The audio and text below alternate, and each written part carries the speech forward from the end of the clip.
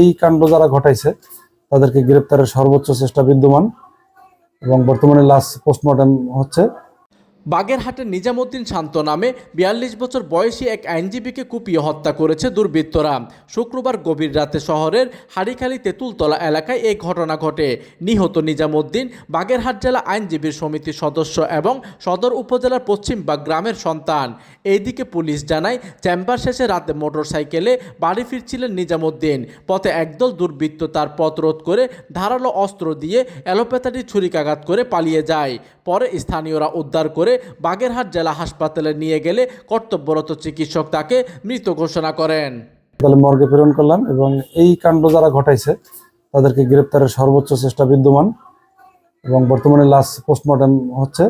পোস্টমর্টেমের শেষে ওনার পরিবারের কাছে হস্তান্তর করা হবে এবং মামলা রুজু প্রক্রিয়াধীন।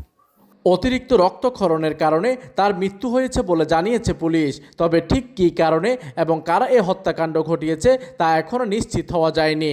ঘাতকদের শনাক্ত করতে পুলিশি তদন্ত চলছে। প্রতিনিধির তথ্য ও পাঠানো চিত্রে ডেস্ক নিউজ, দিগন্তের বার্তা 24, বাগেরহাট।